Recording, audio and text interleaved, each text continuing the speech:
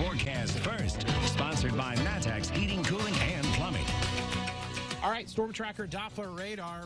We have a very active severe weather situation going on right now. We have widespread severe thunderstorm warnings with all of these warning areas producing damage. We have dozens of reports of wind damage with power poles snapped, tree damage as well, anywhere from Decatur now all the way up into Piatt County, starting to come in towards the Monticello area, into DeWitt County, Cisco, towards Monticello. We have very strong winds. This is going to be heading towards Bement and eventually southwestern Champaign County near Ivesdale. Again, a lot of activity going on as all of these storms move to the south and east at nearly 50 miles per hour. Lots of wind with these. We've had a little bit of hail as well. A rapidly evolving situation with these storms, and we will have the latest for you coming up. WCIA 3 News starts right now. Now from WCIA 3 News. I heard 3 shots. I was in the house. One central Illinois neighborhood started the day with gunfire, the latest after one person was killed. Plus, nursing homes are one of the most dangerous places to work right now. What employees are doing to stay safe as they care for the people there. And one town is going to have to go elsewhere to get their mail. Why one post office closed its doors today. You're watching your local news leader. This is WCIA 3 News at 6. What a difference a few hours makes, from 80 degrees and sunny to this. Good evening, I'm Jennifer Roscoe. A front is moving through that could produce hail and is producing damaging winds. A tornado isn't out of the question. Chief Meteorologist Kevin Leidy is live in the tracking center. Kevin, you were just going over all the damage reports coming in. This is serious. It is, because, you know, a lot of times people, you know, they are really kind of focused on tornadoes. They think tornadoes a lot. But sometimes in these situations, when you get wind damage, you get much larger areas, more real estate, so to speak, that will basically get impacted. And that's happened here because we have had dozens of reports of damage that have occurred here tonight across the area. So here's what I'm going to do for you. We're just going to look at the radar and do a little bit of a radar tour and kind of show you what we've got. I'm going to switch things over to what's called our velocity mode here, because in our velocity mode, we can see the winds, okay?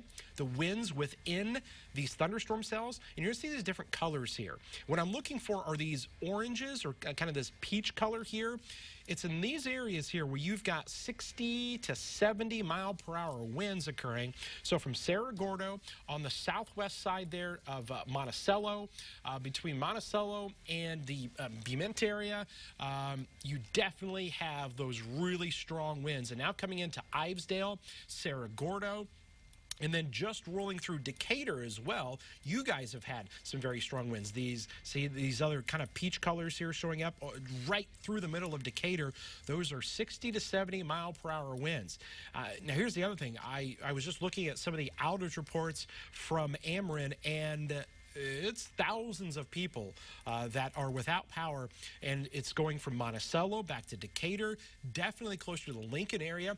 There were reports as well of semis that actually were blown off the road near Lincoln. And what I can show you here is we're going to look at these storm damage reports here. And so these are just the ones that are coming in right now. And you can see that little icon there that basically shows us the wind damage. So north of Lincoln, this was 60 mile an hour wind gusts that occurred over there. But as I mentioned, they just had some wind damage reports where a couple of semis actually were blown over on I-55 as the storms came through over there. 2 different mile markers, one at 123, another one at 119. And we've had hail reports here of up to ping pong ball size hail. Take a look at some of these hail reports that we've had that stretch back into the Riverton area. Riverton, 1.5 inches. That is ping pong ball size hail over there. And also over around Sherman as well, just a little bit under that at 1.3 inches in diameter. But all of these storms are moving to the south and to the east. and have several counties with warnings on them. Widespread areas now from Macon, Booty, up into Piatt County here. And again, you can see even in Champaign, I know some of you may be going, hey, I'm hearing, because we're hearing it outside our studio here in Champaign, we've got a storm that has developed here and maybe a little bit of small hail there, but that is currently not warned. The warnings in effect stretch from Christian, Douglas, Macon, Sangamon, Piatt counties, where again, we have dozens of reports. And I'm just kind of reading, going back in and kind of reading some of these. Mechanicsburg Fire Department reporting power poles that are down over there. I've just got a report also in Riverton, power poles that are down, trees down in Warrensburg with roof damage. Also getting reports in that Decatur, the transformers blew over there. Also at the Lincoln State School in Lincoln, train spotter reporting significant tree damage located over there.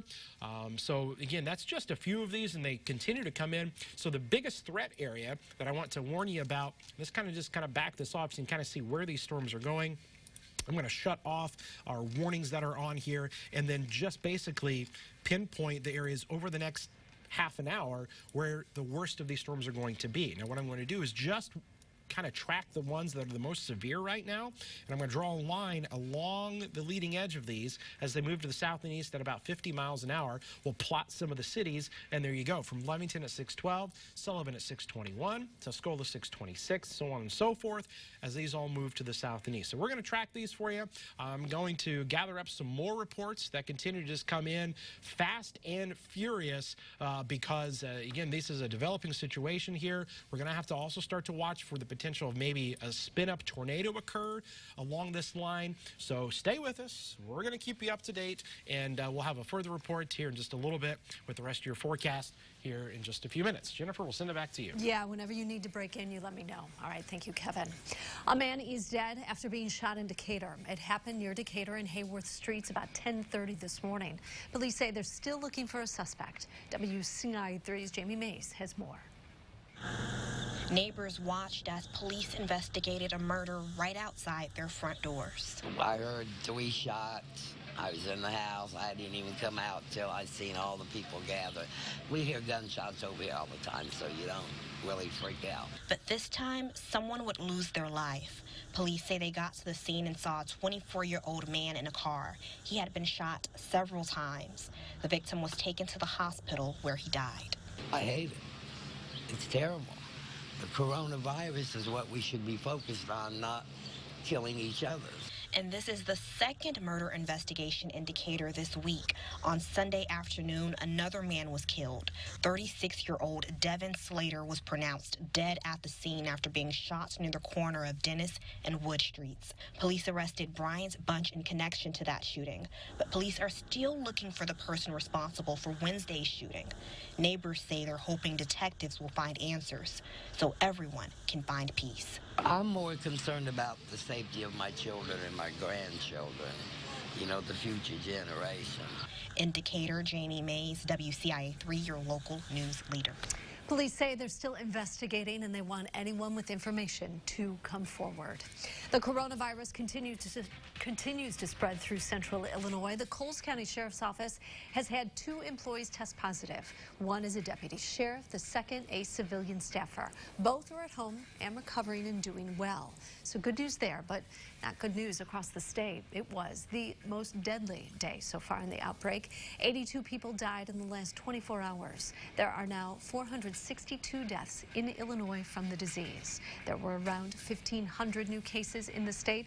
That brings the total to more than 15,000. That is now in 78 counties.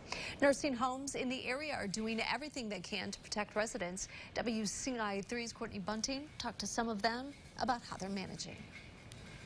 Nursing homes in central Illinois are on lockdown because of COVID-19. And in a place like Clark Lindsay in Urbana, where there are a lot of people in one building, all safety measures are in effect to keep residents safe.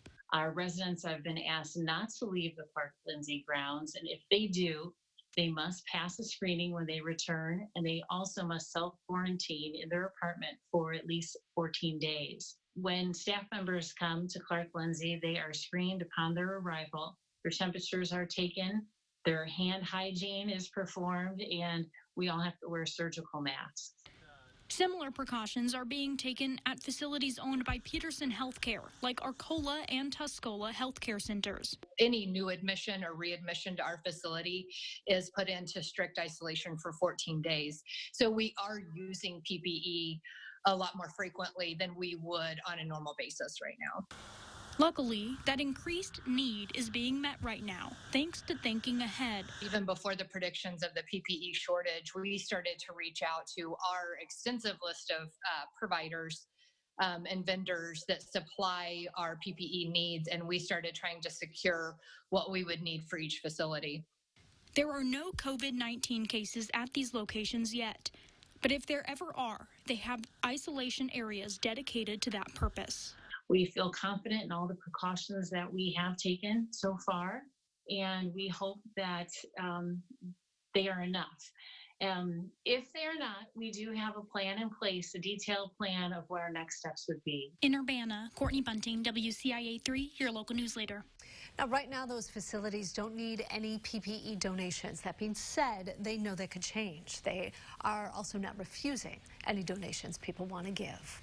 This is new for you at 6. The Bonneville Post Office suddenly shut down and is moving people to the Mahomet location. Staff says it's happening because the current building is structurally unsafe. They started moving things out today. People were instructed to take their ID into the Mahomet Post Office to get their new post office key. No one, including village leaders, were notified in advance that the post office was moving until people saw staff clearing everything out today. You can pick up your mail at the Mahomet Post Office starting on Friday. The Postal Service wouldn't say when or if they will reopen the Bonneville location.